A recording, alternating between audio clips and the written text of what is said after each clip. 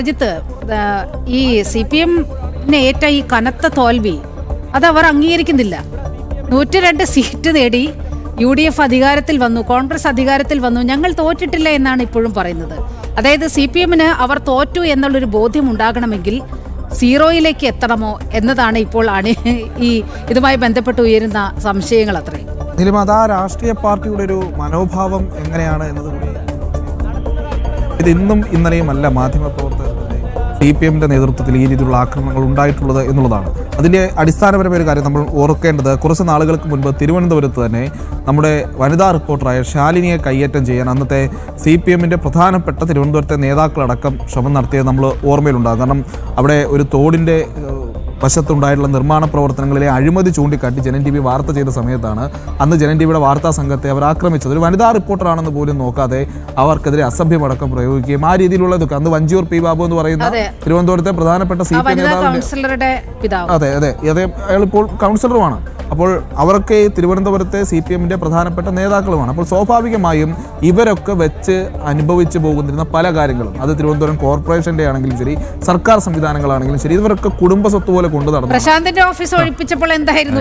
അതെ ഒരു കൗൺസിലറുടെ ഓഫീസിൽ അവർക്ക് കടന്നു ചെല്ലാൻ കഴിയാത്ത രീതിയിൽ അവരുടെ ഒരു വാഷ്റൂമിൽ ഫയലുകൾ അടുക്കി വെച്ച് പ്രവർത്തിക്കേണ്ട സാഹചര്യത്തിൽ ഇരുന്നപ്പോൾ അവിടെ നിന്ന് MLA-യുടെ ഓഫീസ് ഒന്ന് മാറ്റുമോ എന്ന് ചോദിച്ചതിന് അവരെ ഏത് രീതിയിലാണ് ഈ പ്രശാന്ത് അടക്കമുള്ളവർ പറഞ്ഞതെന്നുള്ളത് നമ്മൾ ഓർക്കേണ്ടതുണ്ട്. അപ്പോൾ ഇതൊരു CPM-ന്റെ ഒരു മനോഭാവമാണ്. ഈ സർക്കാർ സംവിധാനങ്ങൾ ഇത്തരത്തിലുള്ള ഔദ്യോഗികമായിട്ടുള്ള എല്ലാ കാര്യങ്ങളും ഞങ്ങൾക്ക് വെച്ച് അനുഭവിക്കാനുള്ളതാണ്, അത് ഏത് രീതിയിൽ വേണമെങ്കിലും ഞങ്ങൾ ഉപയോഗിക്കും, നിങ്ങളാരും അത് ചോദ്യം ചെയ്യരുത്. അതിലെ നിയമപ്രശ്നങ്ങൾ പ്രശ്നമല്ല, അവിടുത്തെ അത് ഏത് രീതിയിലുള്ള കാര്യങ്ങൾക്കാണ് പ്രയോജനപ്പെടുത്തുന്നത് എന്നുള്ളത് പ്രശ്നമല്ല, ഞങ്ങളുടെ ഗുണ്ടകൾക്ക് ഞങ്ങളുടെ പാർട്ടി കേഡറുകൾക്ക് ഉപയോഗിക്കാനുള്ളതാണ് ഇതെല്ലാം എന്നുള്ളതാണ്. ഇനി ഇതിനെ എതിർക്കുന്നവരാണെങ്കിലോ, ഇനി ഇവരെ എതിർക്കുന്നവരെ ഏത് രീതിയിലാണ് കൈകാര്യം ചെയ്യുക? അപ്പോൾ മനോജ് ഒരു മാധ്യമപ്രവർത്തകനാണ്. അപ്പോൾ മനോജ് ഒരു മാധ്യമപ്രവർത്തകൻ എന്ന രീതിയിൽ നമ്മൾ ചില സ്ഥലങ്ങളിലെങ്കിലും നമുക്ക് ചില പ്രിവിലേജുകൾ കിട്ടാറുണ്ട്. പക്ഷേ അത്തരം ചില പ്രിവിലേജുകൾ നിൽക്കുമ്പോഴും ഈ ദൃശ്യങ്ങളടക്കം ജനങ്ങൾ കാണുമെന്ന് ബോധ്യമുണ്ടായിട്ട് കൂടി ഇവർ അഴിഞ്ഞാടുകയാണ്. കാരണം പാർട്ടി ഞങ്ങളെ സംരക്ഷിക്കും.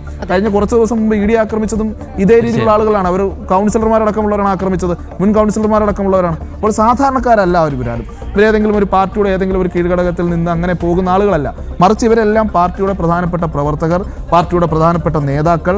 ഇവരുടെ കാലങ്ങളായി ഇവർ കൊണ്ടു നടന്ന ഗുണ്ടായിസവും അതേ രീതിയിലുള്ള ഇത്തരത്തിലുള്ള ചില അൺപാർലമെന്ററി ആയിട്ടുള്ള വാക്കുകൾ ഉപയോഗിക്കേണ്ടി വരും, അതിനെയൊക്കെ നമ്മൾ വിലയിരുത്തണമെങ്കിൽ. അപ്പോൾ അത്തരം രീതികൾ അവർ തുടർന്നു പോവുകയാണ്. ഇപ്പോൾ ഇന്നും ഇന്നലെയും അല്ലല്ലോ ഇതൊന്നും തുടങ്ങിയത്. ഇപ്പോൾ സാധാരണക്കാരുടെ കാര്യം വരുമ്പോൾ നമ്മൾ പഴയ ഒട്ടനവധി സംഭവങ്ങൾ നമ്മുടെ മുന്നിലില്ലേ, മനുഷ്യരെ ജീവിക്കാൻ സമ്മതിക്കാത്ത, ഇവരെ ചോദ്യം ചെയ്തതിൻ്റെ പേരിൽ, ഇവരുടെ അധികാര രീതികളെ എതിർത്തതിൻ്റെ പേരിലൊക്കെ ഇപ്പോൾ പറയുകയാണെങ്കിൽ പഴയ ചിത്രലേഖ നമുക്ക് ഓർമ്മയില്ല. ഒരു ഓട്ടോ ഓടിക്കാൻ സ്വാതന്ത്ര്യം നൽകാതെ അവസാനം അവർ മരിച്ചു. അതായത് രോഗബാധിതയെ അവർ മരിച്ചതിന് ശേഷമാണ് അവരുടെ ഓട്ടോയ്ക്ക് പെർമിറ്റ് കൊടുത്തത്.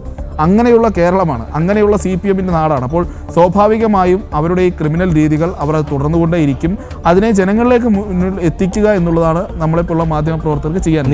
ഇതിൽ മറ്റൊരു കാര്യമുണ്ട്. അതായത് ഈ അധികാരത്തിൻ്റെ സുഖം അനുഭവിച്ചു വന്ന ഈ സഖാക്കളെ സംബന്ധിച്ചിടത്തോളം അവരുടെ കയ്യിൽ നിന്നും അധികാരം പോയി എന്ന് അവരെ പറഞ്ഞ് വിശ്വസിപ്പിക്കാൻ നമ്മൾ പെടാപ്പാട് വിടേണ്ടി വരും. കാരണം അവർക്കത് ഇപ്പോഴും മനസ്സിലായിട്ടില്ല. അവരുടെ കയ്യിലല്ല അധികാരം എന്നുള്ളത്, അവരുടെ കയ്യിലുള്ളത് ഇപ്പോൾ കാണിക്കുന്ന ഈ ഗുണ്ടായിസമാണ്.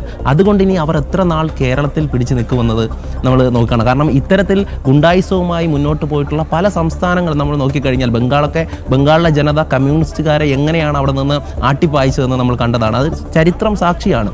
അതിന് കേരളത്തിലും ആവർത്തിക്കുമെന്നതിൽ മാറ്റമില്ല. കാരണം ഇങ്ങനെയാണ് ഈ പ്രസ്ഥാനത്തിൻ്റെ പോക്കെങ്കിൽ.